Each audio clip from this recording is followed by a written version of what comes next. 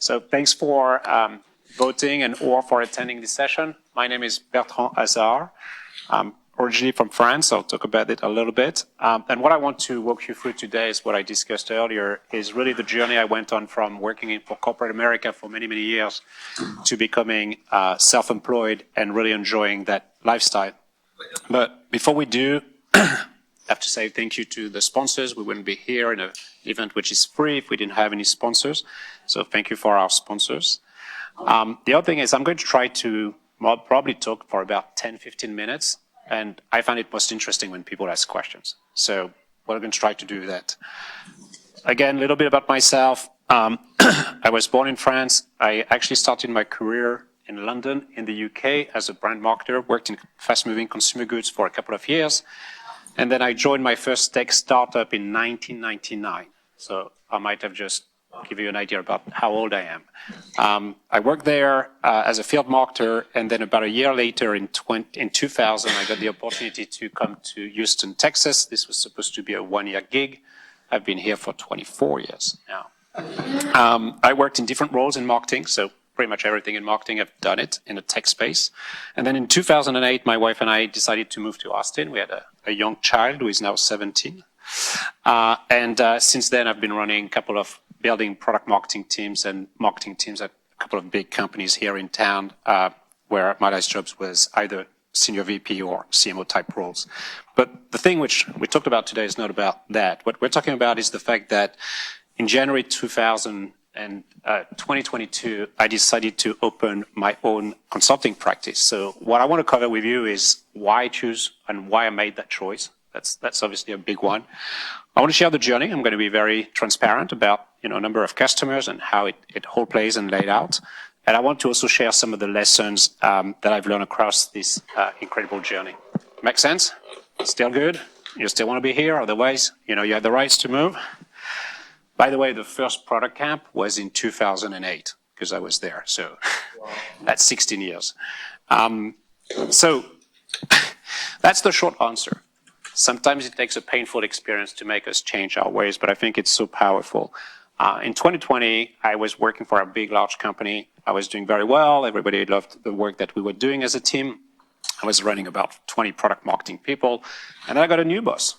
And it's one of these situations where your new boss kind of tell you within a couple of days that you're probably not the right person anymore, and try to push it out. And I kind of got really so frustrated about that and the situation with that boss that I was like, look, if I'm going to get frustrated with this boss, why am I not frustrated with myself?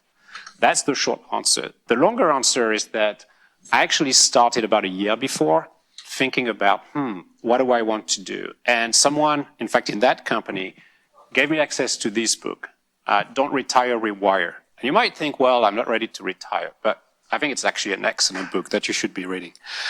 The answer about this book is that, and what it tells us is that we all have underlying drivers. When we are 16, when we are 26, when we are 46, when we are 66, we have some very strong underlying drivers. And these two people, what they did is they realized that when people get into retirement, there are people who are extremely happy and people who are extremely unhappy. And a lot of the ones who are extremely happy is because they follow their passions, and they might not do it in the context of for-profit, they might do it for non-for-profit, but understanding your underlying drivers was really important. For me, when I did the exercise, it sounded like, consulting, coaching, and public speaking would be things that I should entertain when I'm getting to that semi-retirement life. So that was something that, started to get into my head. The other thing too is I was about to turn 50 at the time, so 50, which is a big thing. And it's, for whatever reason, I never cared about my age. But at that point, I realized that, oh crap, I have more time behind me than I have in front of me. And so how do I want to optimize and maximize the time that I'm spending doing the things that I would love to do as opposed to doing the things that I was doing. To be honest, I love to build teams, but managing people and dealing with internal politics, I got bored at some point. So I wanted to do something different. Now, I had the choice in 2020 to make the decisions and go and become a consultant, but I didn't do it. The reason is very simple. I got cold feet. Why? Because I was the main revenue producer in my house, in my family. Because, we had medical insurance or health insurance, which in America seems like if you don't have it, then you're going to be in real trouble. And there's an assumption that you can only get the health insurance through actually an employer, which now that I've been on the other side, it's actually not always true. So I didn't do it, and I took a job. And here is the problem. Sometimes it takes a really painful experience to realize that something is wrong. So I took this job, was really interesting company, but it just did not work out. And I got to a point where my wife, after a few months, started to worry about the fact that I was going to get an ulcer. And I'm the kind of hypochondriac type person. If you tell me I have something, I already think I'm dead. So I was like, but for whatever reasons, it was really interesting because it was kind of a wake-up call where I said, holy crap, I'm not going to die of an ulcer. I mean, that sounds like bad. And I have young kids that were 14 and they were 9 at the time. And I said, I need to do something different. I can't continue like this. I've always been very lucky in my career, always had long stints with companies, was very successful. But for whatever reason, these last 2 events were kind of like negative and I just didn't want to deal with that. Lucky enough, which at the time was extremely painful, the company also didn't feel I was like anymore the right fit. So they were happy to give me, a package, which obviously helps when you're kind of like getting into potentially making a big switch. But the real big thing was that, I don't know if you guys know this restaurant that's in town, Cipollina. But around that time in December 21, I had already planned a meeting with someone that used to be my boss back in the days. And I kind of told her the story and said how unhappy I was, how frustrated, how I felt that, I was promised things that I was not going to get. And she said, look, if you leave, we hire you. I was like, okay, it's great, but I don't want to be a full-time person. I was so frustrated, I said, I don't care. I want to be fractional. And I don't know, 2 years ago, 3 years ago, fractional was actually something a little bit different than these days. Everybody other used this term, but right at the time it meant something. And a reaction could have been like, well, sorry, we're looking only for full-time people. Well, she said, sure, I don't care. Let's go and start with a 3-month project. We'll figure out how much, of your time we can get based on how much you're going to charge us. And that was that kind of driver that got me into like, holy crap, I need to do it. Because now, not only I feel like I'm tired of the corporate America that I've been dealing with, at least in the prior 2 years, but most importantly, someone was give me a head start. And I was like, that's great. I mean, what's the worst case scenario? I'll do it, and then we'll see if it works. If it doesn't work, then I can always go back and get a job. So that's the journey that I started at Cipollina. And so what I did, I purposely went to create an LLC. It's $300 or $320, I think, these days in Texas, very cheap. I also went to open a separate business account. And the reason I did it, I didn't have to. You can actually go and do consulting. You don't have to do it. It's 1099. You don't have to do an LLC. But I wanted to do it because I wanted to have this idea of having my own business and really be committed to it. And I'm one of these people, when I commit to do something, I'm going to do it. And usually I'm pretty good at doing it. So I was like, I'm going to really do it with the idea of like, I want to make it successful. We started that first project, was great. After 3 months, they were like, hey, we want to extend the project. I was like, that's brilliant. But the most important, I love the lifestyle. I was like, it's too good to be true. I don't have to deal with all this stuff that I used to deal with. I want to continue. So I started to think about, well, how am I going to get my next client? And how am I going to grow the business? Another friend of mine recommended that I read this book. Again, highly recommend that you read this book. It's 101, Product Marketing 101, for anyone who wants to become a consultant. Because I'm a product marketer at heart, and I'll come back to that, I was like, oh crap, that's obvious. I mean, that's what I should have done and thought about. But it really helped me to guide through the process of what type of consulting I could offer to who, how I would market myself, and ultimately how potentially I would price myself. The real key thing and in this book is that what you have to find is a niche. I took a lot of people, now these days I've had a lot of people come to me and ask me to similar type presentations or conversations. And a lot of the ideas, lots of people are like, well, I can offer this and I can do that. And I've done everything. I can do field marketing. I can do PR. I can do product marketing. I can do strategy. I can do everything. But the key thing and what you learn in this book is that what you have to find is you have to find something, a niche that your close network, and we can talk about what close network, that means the people you contact and they will respond to you, not the people you know on LinkedIn. That's a big different things, are willing to pay for. And for me, what worked really well is that in everything I've done, I have a passion for product marketing. That's not where I started. I started in logistics, ended up in product marketing, fell in love with it. And within product marketing, I love positioning. So helping a company to position themselves in the market, helping a product to position. It's not easy, but for me, it's my superpower. It's not difficult. It takes a lot of work, but I've got something where I know how to find that needle in the middle of a haystack. The good thing about positioning is if you think about companies who are sub 50 million in ARR, that's actually a CEO problem. Positioning isn't a marketing problem. It's a CEO. It's about your strategy. So I was like, well, I love to do something that I know CEOs, will care, but usually it's good because when you've got a CEO that cares about it, that means they will potentially allocate budget. And I know that this is something that companies I've worked with over the years are willing to pay someone from outside to come in. Because when you're a consultant, you're competing not against other consultants, you're competing against internal employees. That's very important to understand that. And that's what I did. I decided I'm going to go and focus on positioning because that's what I love to do. It's almost like where I feel, is it real? Like I can charge that much for doing this type of work? Because again, for me, it's what I feel like I can do in my sleep. I created a website. It's not rocket science, not super design. You can go on it if you want. It really just talk about positioning.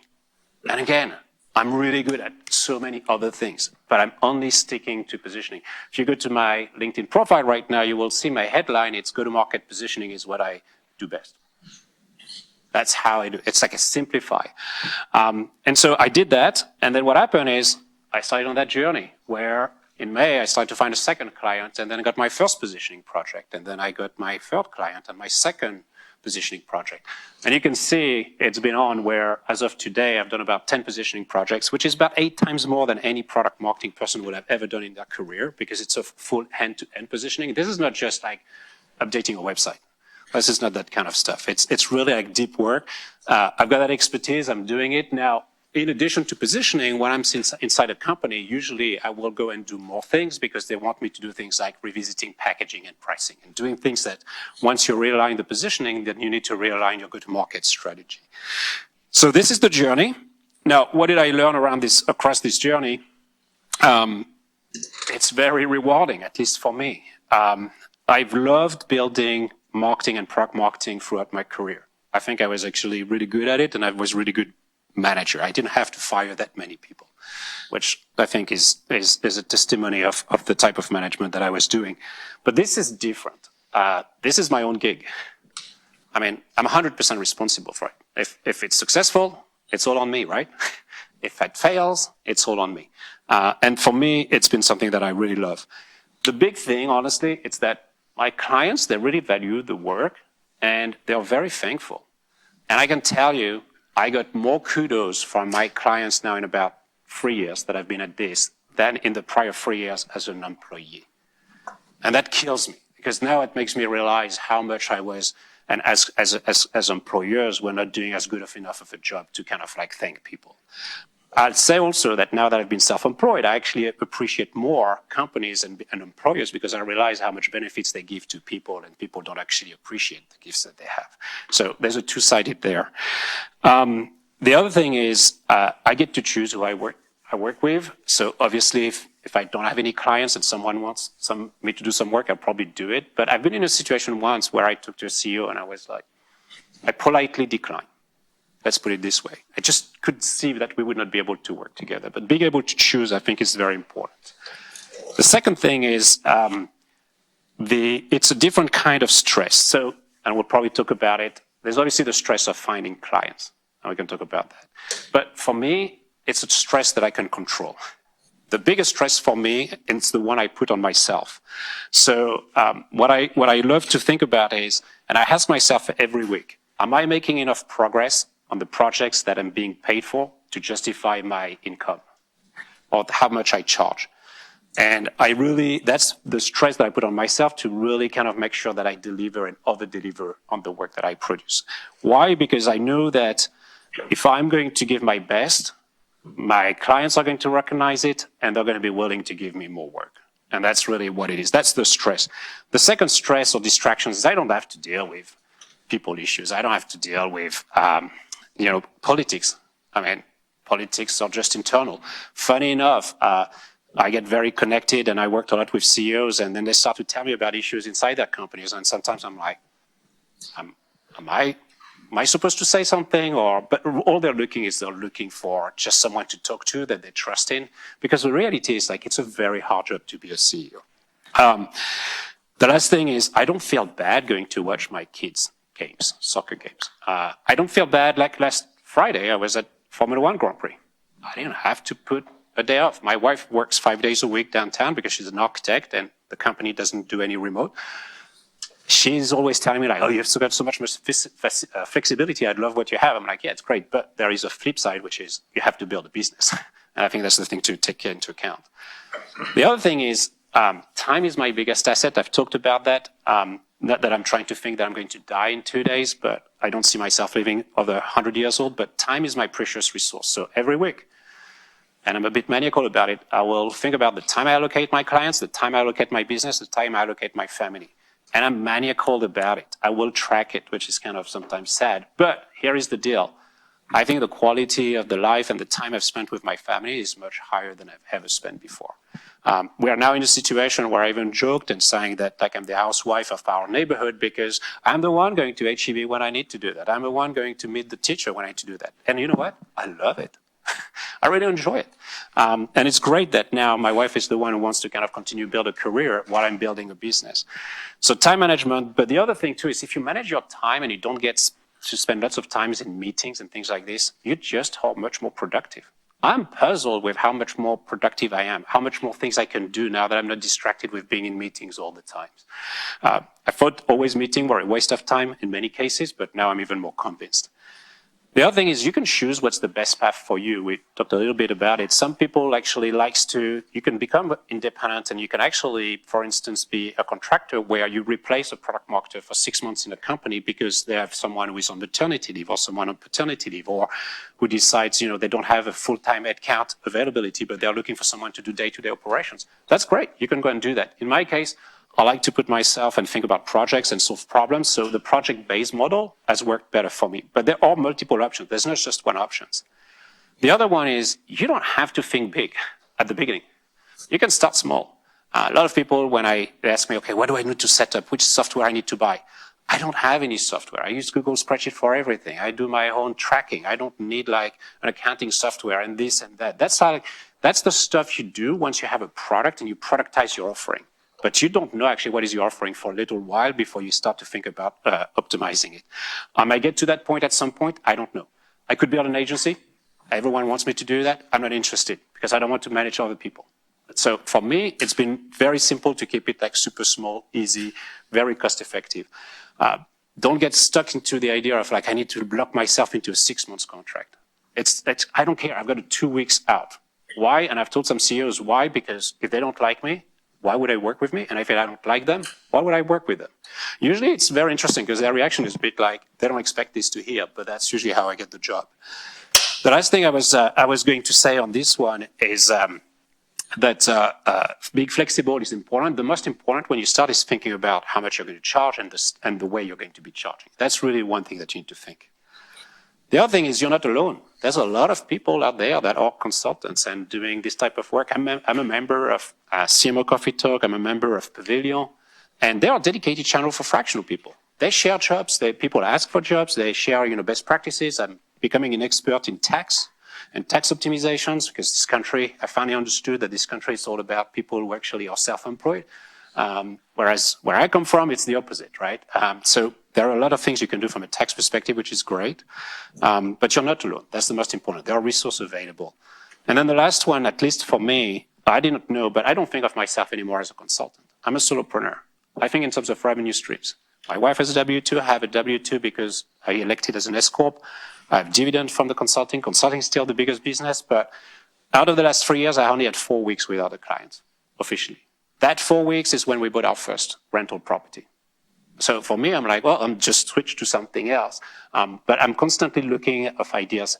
But the most important for me, it's like everything I see now, I think of like, okay, could it be a business I want to invest in? It doesn't have to be in software, by the way. But I've developed that, and I realized that one of my underlying driver was entrepreneurship. And then I leave you on this one. But again, it's not, if you have the right, it's not for everybody. But if you have the right profile, it's the right timing. It's not as difficult as you think to get started. And then again, I will say that, but worst case scenario, you can always go back and get a job. I don't have a problem tomorrow to get a job. In fact, I would probably enjoy pieces that I misses. But if I don't have to, I'll be happy. So anyway, I hope it helped to understand a little bit the context, why did it, what some of the drivers that got me to get there, and then some of the journey. And I don't know if you have any questions, I'd be happy to answer. How exactly you found the second client? It's your closed network. It's very simple. I mean, most of the clients you're going to find at the beginning are people, I mean, the second one was someone I worked for. First two actually were some people I worked for. The third one was one that was, I was part of a community, said, I really like how you're saying a few things. And then like, he reached out and actually tried to solve me. And I was like, no, because I was worried, like, no, I'm not ready yet to actually do that. I felt I was a little bit of the imposter syndrome. And then I did the job, and he was like, it's great. I'm going to recommend you to other people. And then, it's a rolling effect, but it's your network. When things slow down, like right now, it's probably the first time in about 18 months that things are slowing down. I've got a client, but, it pays the bills, but probably not all the bills. So I'm like, just reconnecting with people. I can see the people that ultimately are probably, there's a couple of opportunities I'm working on right now. They will come from people that I've worked for, I worked with, I've met, or they've kind of even some people locally said, oh yeah, I remember you from. So your network is critical, at least for me, for the type of things that I do. Can you talk a bit about the journey of going from a W-2 employee to quantifying your work, like pricing your work as a consultant? Yeah, it's so part of these channels when you have fractional people who say, how do I price these things? Everyone has 5 different formulas. They kind of pretty much all come down to the same thing. So the way I did it in my case was I looked at it first and said, okay, as a family, how much do I need to bring into the pocket, like the pot? And how much my wife is bringing to the pot? We have a very clear understanding about what's our monthly expenses, which I'm maniacal, so I track them, and in 3 years they haven't really extended, despite the fact that I've got teenagers, which is another problem. A problem, I shouldn't say that, but it comes with a cost. And so I was like, okay, so I need to bring in X. So how much do I need to, if you think about it, you're going to pay 20% tax, so you need to add 20% tax, and I want you to optimize my 401k. One thing that I've discovered very quickly is like, you can put as an employee, you can put 30,000 into a 401k, a little bit more if you're like me, above 50. As a self-employed, you can put up to 65. So I really kind of decided today, okay, can I do it where at least I can pay my tax, year 1? And then I said, okay, year 2, I will try to do it where how much do I need to make to be able to also set aside money for my 401k? Year 3 would be great if I could do even more, right? So I knew my baseline, which is much easier to understand. Like you don't have to work. And then I said, okay, well, this is how much I need to bring every month. And then I said, okay, well, how much time should I charge per day to be able to get to that, knowing that you really want to bill yourself for 4 days a week because you have to keep 1 day for running your own business. It takes, business development is a big piece of it, just managing the business. I mean, there's lots of things you can be doing on the side. So I came up to a number, and that number actually has always been, when I compare to other people, within $50 an hour, it comes back to about the same.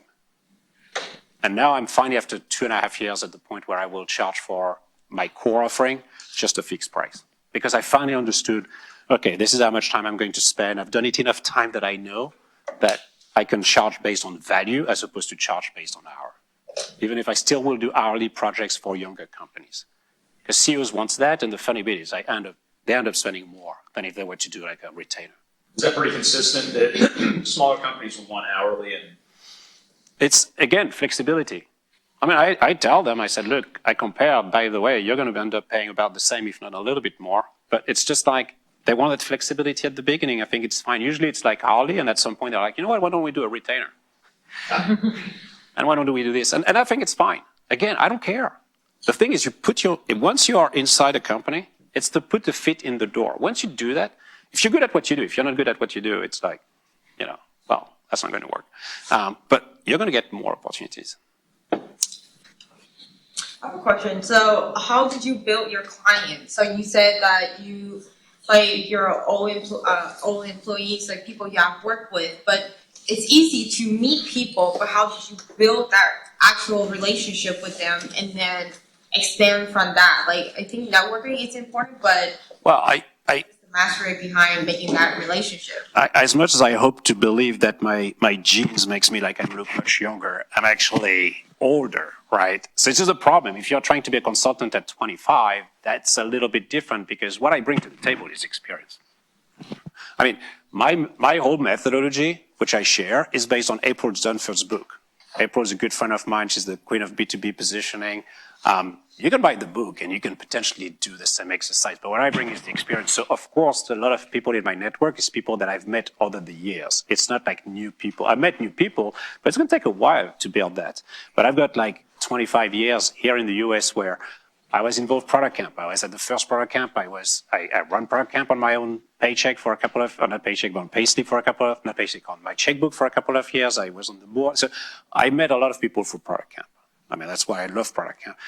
But I also met lots of people. I worked at SolarWinds. I worked at companies where all these people have now, they used to be like managers or even like interns, and now they are VPs of marketing. They are CMOs in multiple companies. I have access to the CMO Coffee Talk, which is the channel of about 3,500 CMOs in North America. So if I contribute, but smartly, not saying, oh, find me, I need a job, but if I contribute, say, hey, in this situation, that's how you would approach the problem, then it gives me visibility. But it takes time. You know, it's what you have to think about. It's a long-term gig. Long-term game. Does that answer your question? Yeah, I mean, in general, you do, but I'm just. Or maybe I didn't understood the question. I was just so curious, like, what is your tactic of like building that relationship? Yes, of course, like, yeah, you have like students like who became like directors, VPs, right? But they're out there on your network. But how do you? I touch. So every I allocate time where every month, and sometimes I forget because I'm so focused on the work itself and I like to excel. But every month I will kind of go back into my network and I will say, oh, it's been a while that I didn't connect with this person. And I never connect and said, hey, I'm looking for a job. I'm like, hey, how things are going? How is the family? How is the kids? How is the new gig? And most of the time, again, people will say, hey, it's great. No, hey, well, what about you? And how we get on a call. Like, let's do a quick up or let's have a coffee. I do a lot of coffees in town.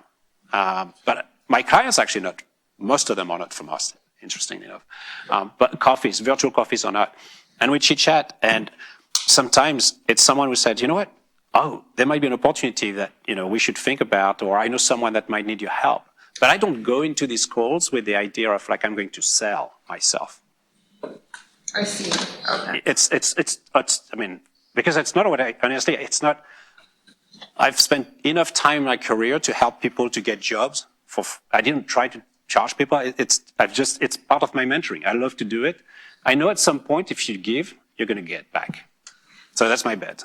Melanie? So I just wanted to let some people here know that I've been looking for a job for a while, and I started talking to my networking people. So I've done consulting, I'm looking for a job.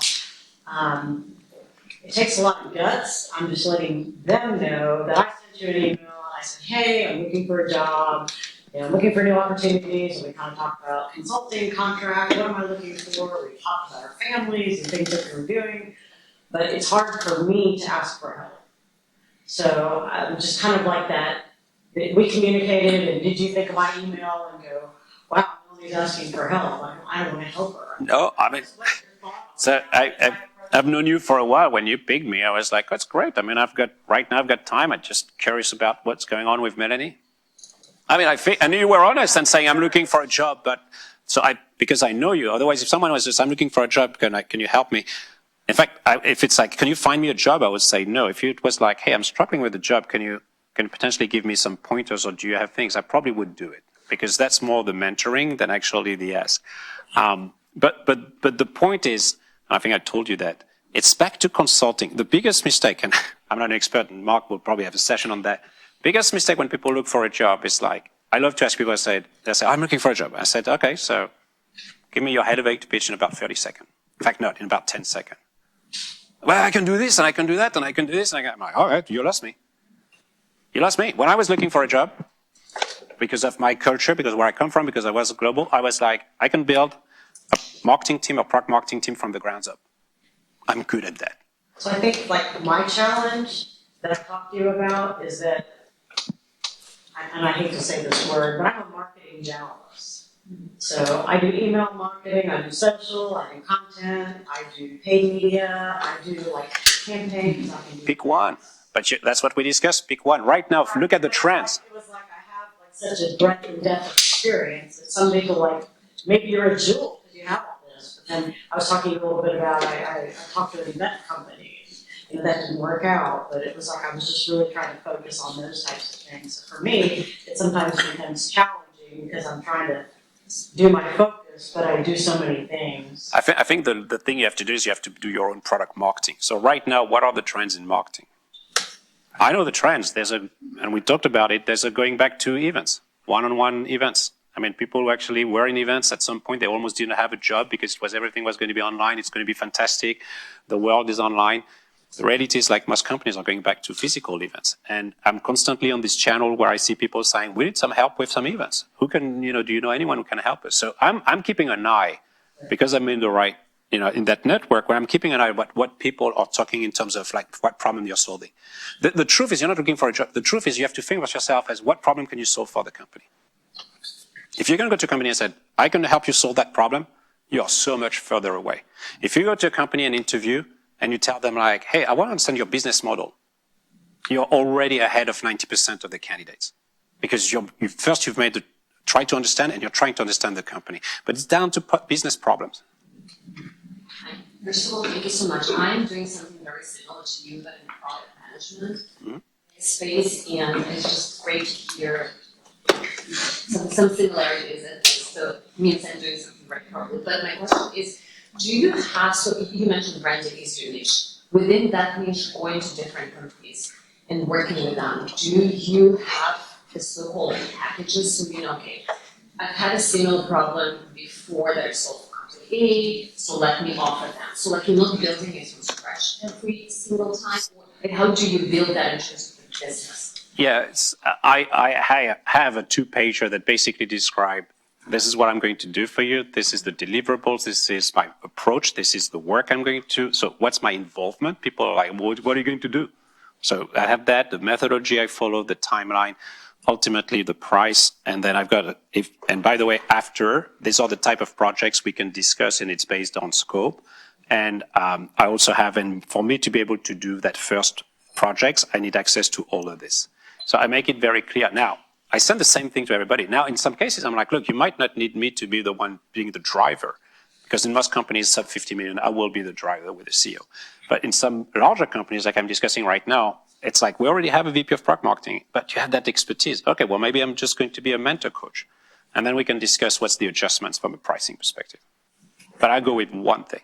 And it's a very quick additional question. Are you industry agnostic or do you focus on this? So just because of my background, because I worked so much for 25 years in the tech space, I'm ending up getting most of my clients are SaaS business, B2B, but I actually did a B2C trace, which was like this video camera that you have on the soccer field. If you have young kids who are playing soccer, they're doing AI. So I love this type of products. I come from the world of Kellogg's. That was my first job, cereals. So I'm a brand marketer with to tech. I would love to do more B2C tech product, but just by nature of the network I have. Now, the one thing I'm sure, and I've always debated with people, domain expertise is bullshit.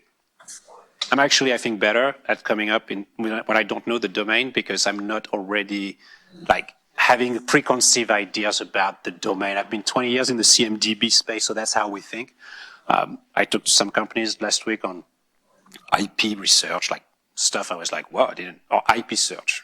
Like I was like, oh, I'm going to be lost, but actually it's pretty straightforward. So I mean, that's why I'm like, I just end up having the customers I have more because of the network and my experience than me trying to bridge into some other things. I think we're at time, but I'm here, I'm around, so for the day, and then my contact information, if you're interested, I'm on LinkedIn and got my email address. And like I said, I use Calendly, and I'm always sending my Calendly link if people wants to connect and spend 30 minutes and chat. I love it because I'm by myself. That's the one thing where I get to meet people. So that's a good way to meet new people as well. Thank you.